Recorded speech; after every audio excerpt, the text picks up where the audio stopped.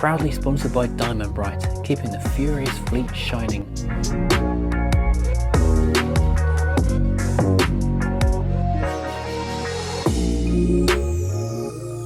Welcome to Furious Driving. It's another day playing with Koi, the 1969 Morris Mini 1000, which is the biggest project on the channel at the moment, although it's the smallest car in the fleet. Love that pun.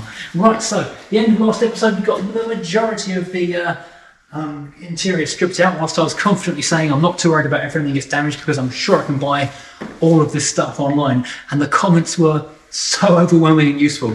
A couple of people suggested Newton commercial, and thank you for that, because they do for well, I'm going to call it a lot of money, about 850 or so pounds, get a complete tartan red interior retrim kit for the door panels, the rear panels, the dashboard, the rear panel, all the seats, everything apart from the carpets, under 900 quid. I think that's quite a lot of money, but I'm living in the 90s, so that's actually quite a good value, I think, really. So I am justified in my not worrying too much about if anything got damaged, because everything was pretty much sunburnt and kind of ancient and crispy. It's all 55 years old, so, you know, it's going to be tired. A couple of people commented, go and talk to Simpsons Classics. Yes, already in contact with Simpsons Classics. Very nice people over there, so we'd love to meet up with them at some point. Thirdly, what else? I bought an owner's workshop manual because I was going in completely blind. Thank you, eBay, for £5 whole. I think it was even free postage. The other seller can't have made more than 12p on that. This is a proper all models up to 1975 vintage version, so perfect for this car. And a couple of people actually correctly identified the weird random metal thing. Hang on. This was in two pieces with some random keys on the dashboard. It's not a prop from Austin Powers. This is a security lock. You can go over the gear shift and the handbrake. However, I'm not convinced as to how strong it actually is. I reckon you could get a crowbar in that and twiddle it off, but nonetheless it is a Jimbo lock. So yeah, might wait in. Now today I'm going to carry on from where I left off last time. I'm going to continue taking the dashboard out, because now I know I could buy a replacement dash panel. I'm not worried about damaging this one, and I know also where the screws are to remove the instrument pod, so that can come out. The floor's dried out after I've dumped most of the coolant out of the radiator into the footwells, which is always good for a car which is on the verge of rusting. Yeah, just generally keep on stripping things away and then start under the bonnet, because I had said maybe I'd take the engine out the top, but I wondered about taking it underneath. Yeah, I think taking the entire front subframe off might be the way to go with that. So let's just take things to pieces again. How hard can it be?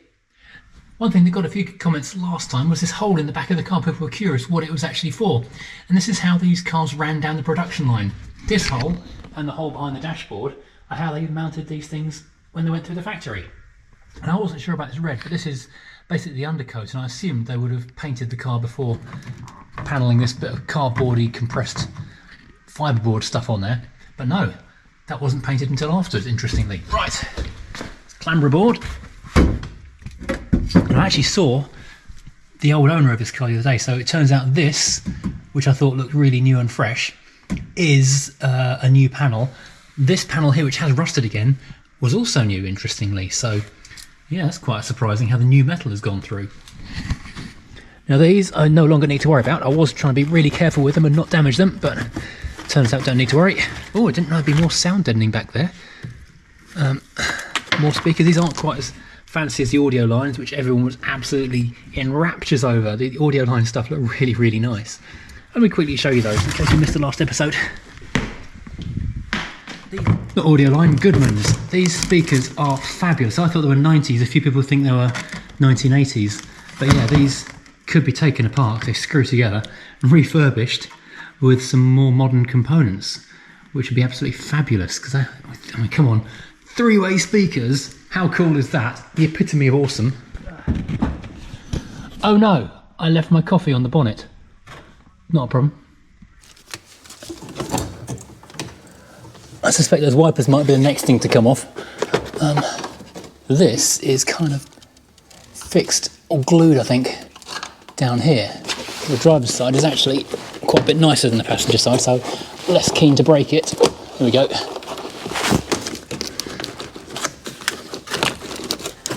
There we go, that's pinched in there.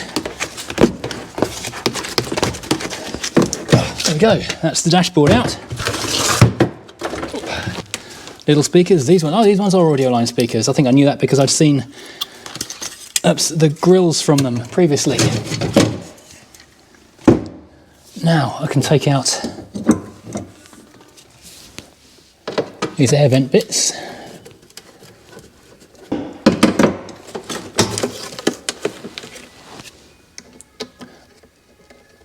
No, I didn't remember to bring any plastic bags over, so I'm making a mistake here already.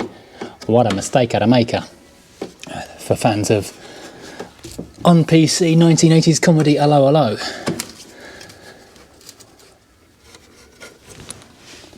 Right, okay, so that's out of the way. So this matting can then pull out quite easily.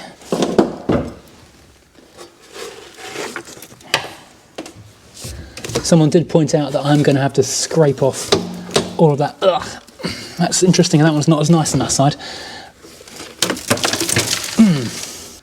Now someone did point out on the comments, in the pocket area, which is like a real rust hot spot for these cars, all of the glued on sound deadening stuff, I am going to have to scratch that off apparently, because I don't think the sound blasting, media blasting is going to be able to get that off. You know, the comments have been absolutely fantastic on this car, because I'm probably the only person in the world who's never owned a Mini, so everyone else has had one, loves the car, and has taken bits off them before, so they kind of know how they go together. Big question though is, do I keep this mountainy steering wheel, which is really quite cool but very unoriginal for a Morris 1000 automatic, but is quite cool and rather fun. There you go, you can see what I'm up to now. There's just 2 screws that hold this together.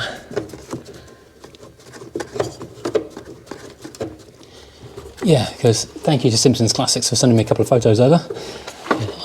I assumed there would be fixings like this when I'd finished taking the panels out. Oh, okay. So this is why it's always good to take a project apart when you start it, so you can see absolutely everything. This has been repaired on the outside in the past, but there is older rust which is now coming back on the inside.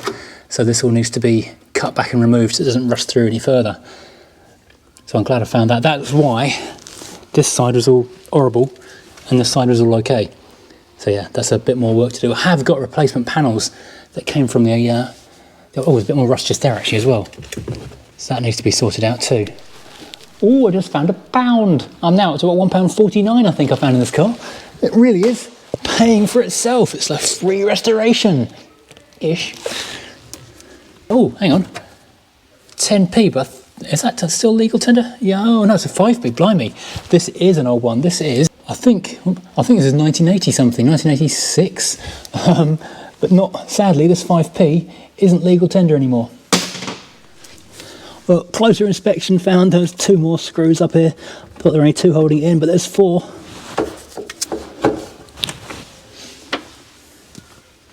Right, so now it should come.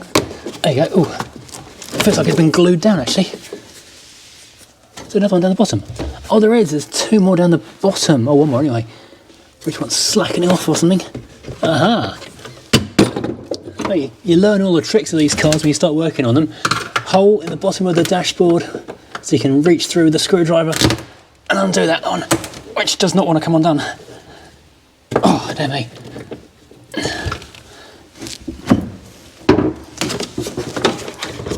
I've got a feeling a lot of this job is going to be along these lines of rusty bolts and things that won't come undone. But that's coming apart. Going back together again should all be so much easier. As long as I can manage to do it within the next 3 or 4 years. I need to slack it off a little bit, then it will slide out of there.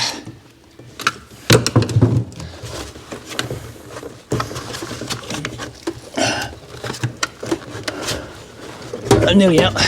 Yuck. Glue on the back of it, and it's not pleasant. It's free. Actually, I could do it taking that out as well, because that's kind of getting in the way. It's a little ampermeter, which has been added later on in the car's life, just to keep an eye on power level, I guess. But it did have a dynamo, I think, when it was new. I think he told me that an alternator had been upgraded in the past. Right, and the tiny spanners. The other thing I need to be keeping an eye on is where wires go to and from. So I'll get some proper labels, but for the moment, some insulation tape and a bit of cardboard. And these are amp meter. This is one of those things I have to make a decision on later on. At what point in the car's history do I restore it to? Do I have to completely factory original? To like 80s or 90s spec? Who knows?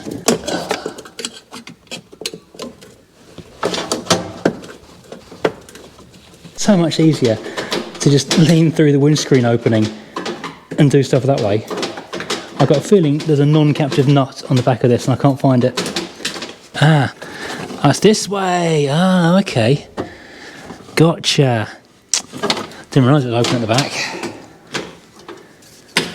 I might need to take this wiper off, let's get in the way a bit. Well, let's just prise off, as these things always do. One less thing to impale myself on, and I'll do the other one as well, because it means less to get hurt on.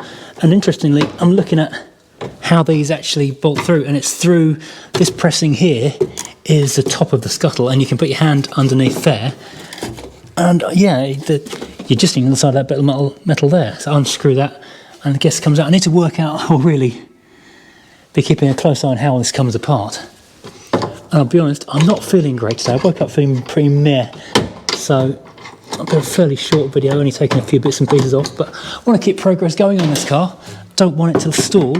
My plan actually had been to either weld the rear wing on the Mercedes or to do the headlining on the Mondeo, but the weather is just absolutely disgusting outside today. It's chucking it down like you wouldn't believe. So in here in the dry, taking nice little bits off the Mini.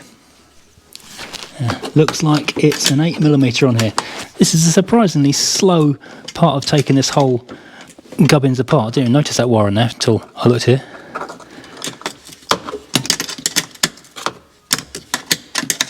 Free!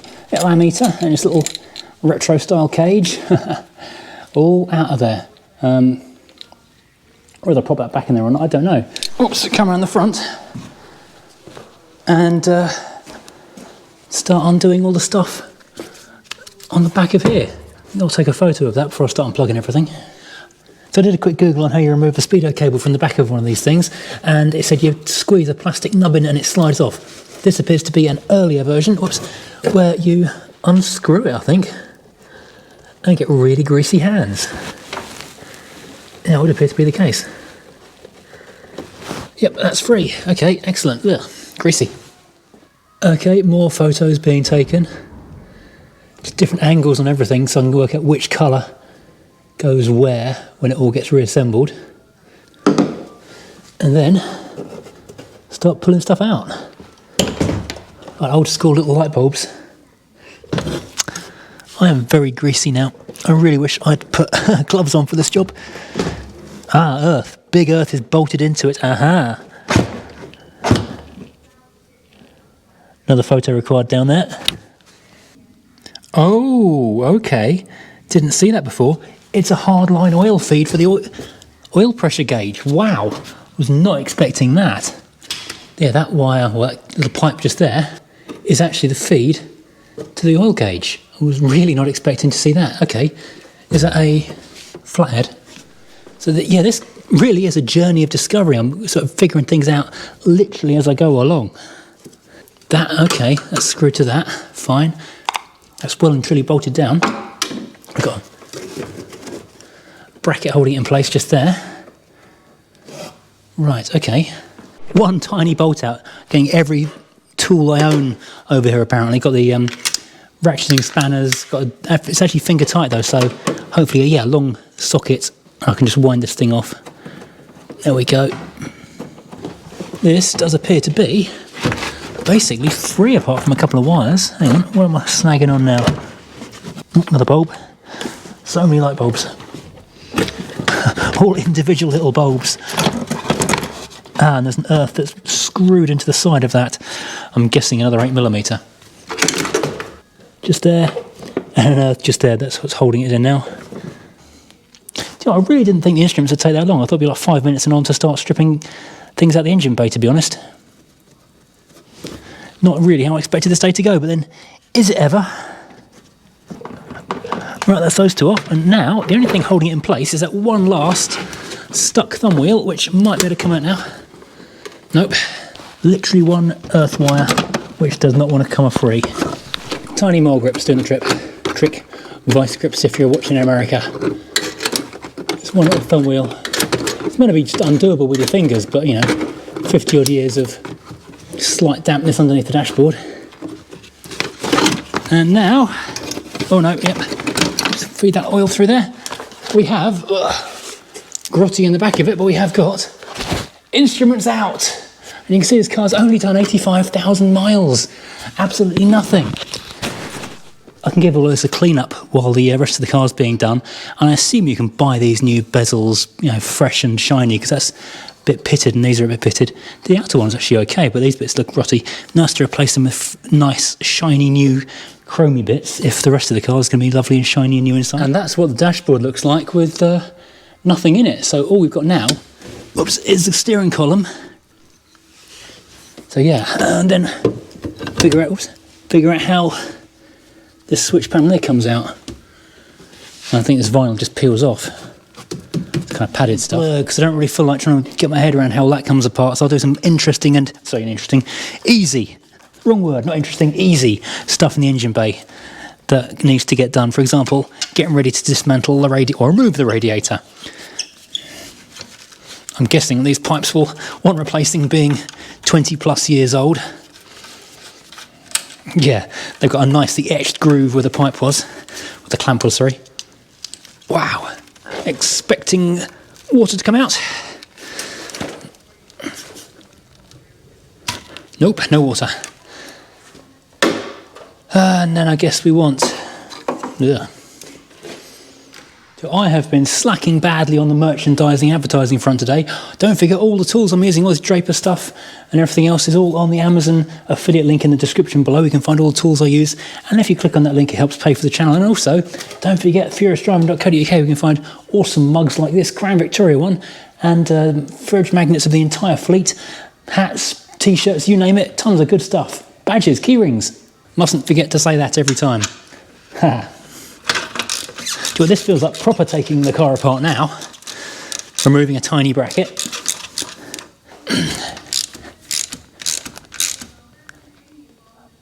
I've just realised that this old socket set that my friend Jason's dad gave me is entirely Imperial. I've been ignoring it down on the floor. This is every tool I need to dismantle this car. Lying down there. Is there an extension bar? Yeah, I could do that. I won't smack my knuckles then. Whatever size I thought that was correct. 7/16, if you're interested.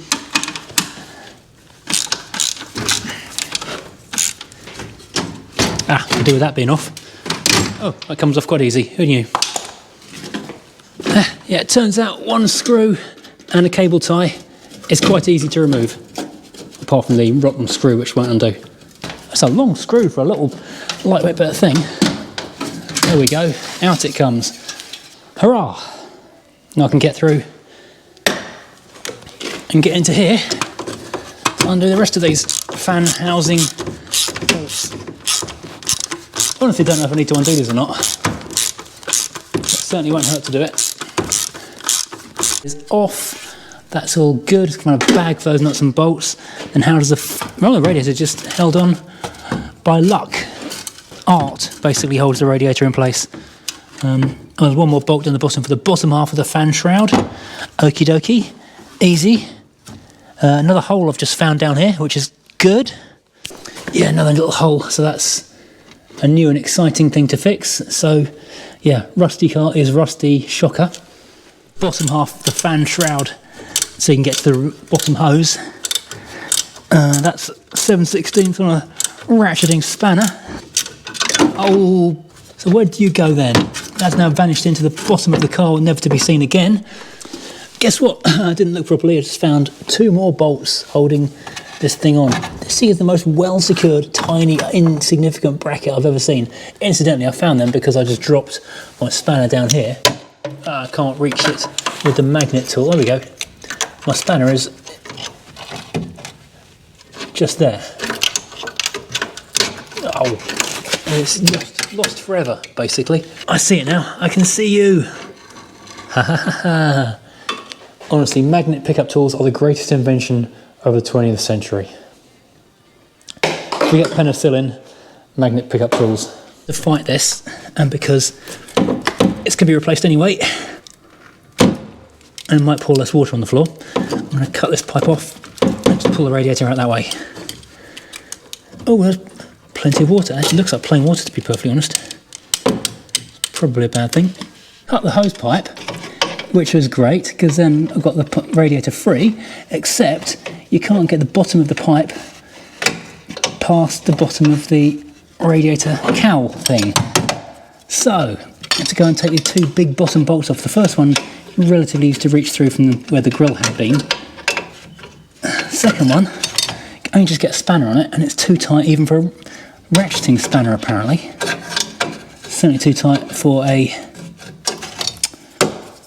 what do you call it? A socket. Finally, with it halfway out, I can get a ratchet spanner on there. So hopefully, yeah.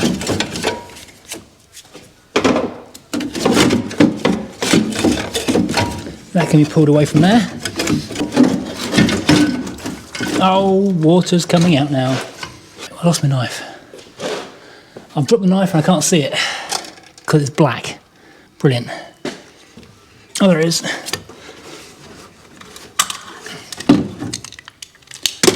Okay.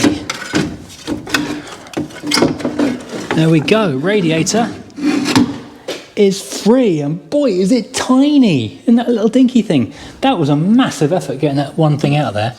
A fair bit of water has fallen out though. It looks like water, it smells like glycol, but it's, yeah. Another bit of the fan shroud out. Okay, right. Do you know what? I'm going to call it a day today. I've done quite enough spannering. I only plan to be here for a few minutes, but at least you've seen a bit more progress. Right, so with the radiator gone, and it's not a fairly insignificant part, but it takes quite a big chunk of the engine bay up, we can have a look and see what we've got. This area down the back, this cross member thing here, does have a habit of rusting through because water sits on it, and as you can see there's debris and bits of tree living in there, but that looks like it's probably fairly good.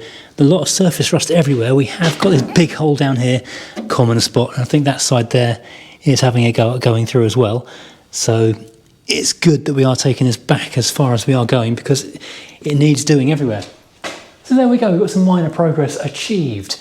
We've got radiator out, better access, instruments out, which apparently, I did put them in the box over here, there's a box upstairs. Apparently these are quite expensive to replace now, so that's something to keep very, very safe and look after while we're working on stuff. But the car doesn't look too bad. I mean, what I am finding is that there's a little bit of surface rust literally everywhere. Few holes in places you kind of expect to find on a Mini of this age. I don't know what we're going to find down here. I'm guessing that's a repair that's then cracked over time. So yeah, next time I'll continue taking lots and lots of bits and pieces off. Then following that, we'll drop the entire front end subframe out. So we've got the engine rolling away with the gearbox and the front axles and everything like that as one unit. And then there's not really much left on the shell to stop it being blasted and, well, find out where we are. So we're making fairly good progress with this already. So I know it doesn't seem like I've done much, but I've been here for about 5 hours. Admittedly chatting for a lot of that. But yeah, we are coming together. So thank you for watching. I hope you've enjoyed the progress with the Mini. One step forward, or one step forward today, no steps back. That's quite unusual for me. If you've not liked and subscribed already, then please do go and hit those buttons immediately beneath this window right now. And join me again next time doing something completely different. I don't know, something cars probably. See you later, goodbye. Proudly sponsored by Diamond Bright, keeping the furious fleet shining.